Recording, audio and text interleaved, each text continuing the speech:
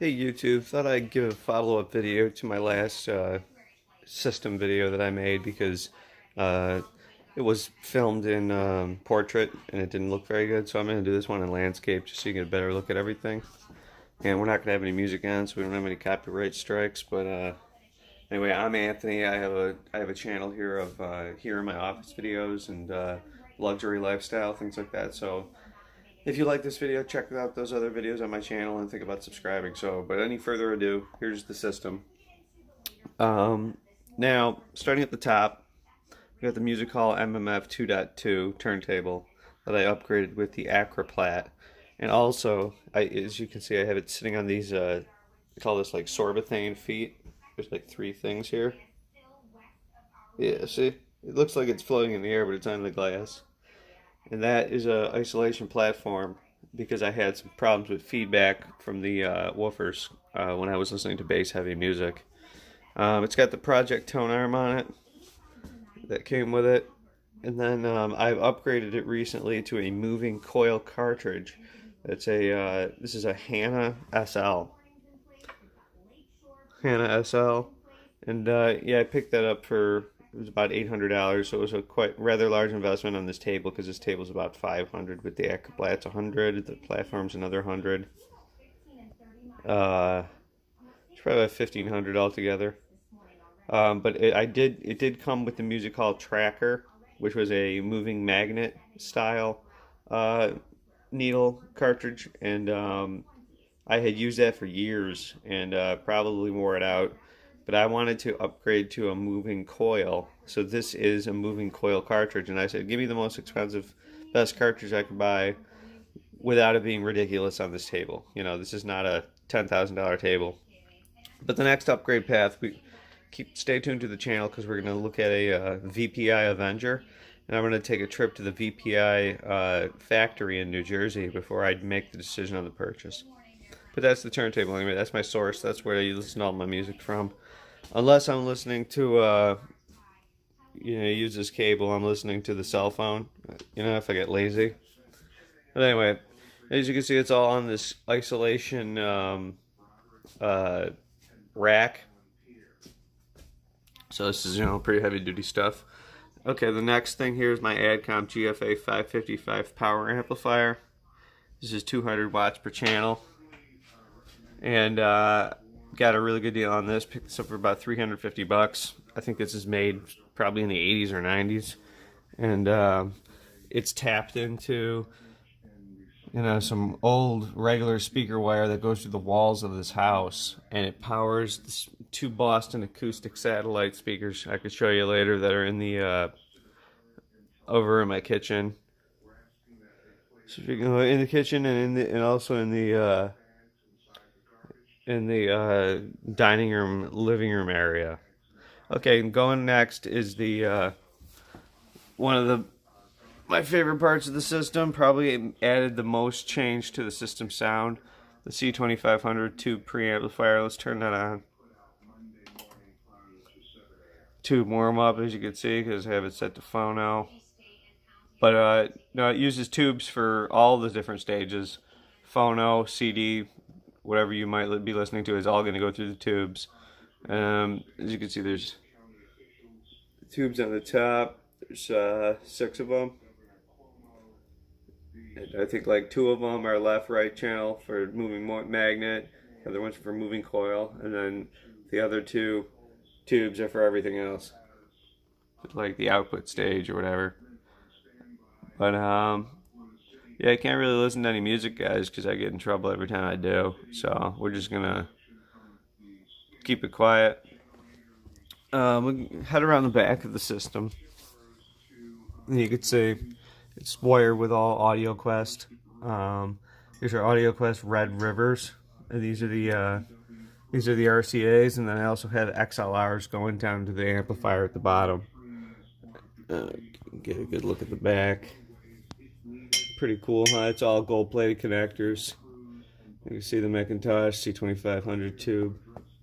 Those are all my inputs. And here's the outputs. Still do have monster cable here because let me go over here. Let me go to the next amplifier on the floor here. It's the same thing. It's another Adcom GFA 555, and that runs two Boston Acoustics satellite speakers that I have in my family room, dining room area. And then the last part, but not least, is my big, mighty MC302 power amplifier. And I had one guy criticizing me, saying, you know, I'm gonna damage my hearing if I'm using this, because I said, yeah, I use the 300 watts per channel. Trust me, when I have this cranking and the bass is dropping on hip hop albums, I said, yeah. And he's like, oh, that's dangerous, that's stupid, you're gonna damage your hearing. You should be listening to, you know, 10 watts. I'm like, no. Like, most of the time, say I'm listening to this set at like 70, which is good for this size room. As you can see, this is a pretty large space. So I'm sitting over there, and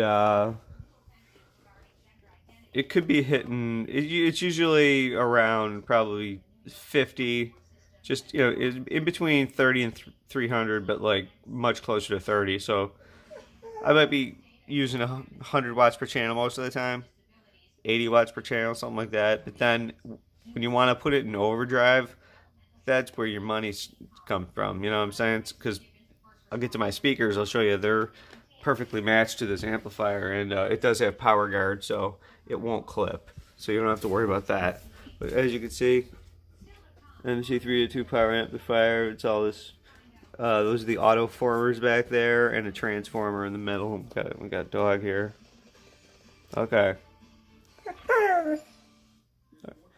This is a German Shepherd. She wants to be in the video, evidently. Alright, what are we doing? Okay, she's helping out. Hey, get away from that. Get out of there.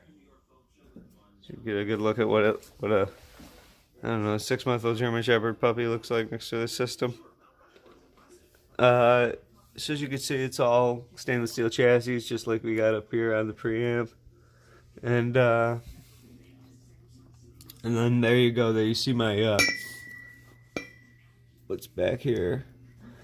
Red River XLRs from the input side, goes into the amplifier, then comes out through Audioquest Rocket 33 speaker wires. As you can see, the speaker wires on the right hand channel coming through here, and then goes into the back of these. These are Polk Audio LSiM707 speakers. They have two 6x9 Cassini woofers, a mid bass, tweeter, and a mid-range. So there's a four-way speaker design, and they have been mistaken for being the Revell Ultima Salons, which are, I think there was a $15,000 set of speakers. These were $4,000 for the pair, and people asked me are they worth the money. I said, yeah, they're, and you can see they're pretty big. You know, I'm you know, this is up to my shoulder kind of. So here, with the speakers, as you can see, rather large speaker. And here you go, both channels, and you get a good look at my space. So I got all glass on one side of the wall, then it's open up to the kitchen, and then now here's kind of like the sweet spot back here. Really, it's a little unfortunate that, you know, you're a little closer up than I'd like to be, but you know, this is the view, and this is the bass, and the bass really radiates back here. And here's where I got the Boston Acoustics satellites.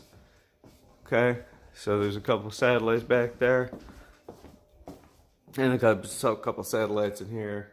As you can see, one up there on the top, there's another one on the other side. And yeah, those pump sound into this big area, dining room, living room back there with the grand piano and everything. So really fills this large space with a lot of great sound, guys, a lot of room filling sound. But stay tuned, because we're going to be doing the VPI Avenger, most likely VPI Avenger upgrade, and I'm also looking at possibility of a McIntosh MT10 turntable as an upgrade instead. But that's coming up, guys, so stay tuned, and have a good day. Thanks, bye.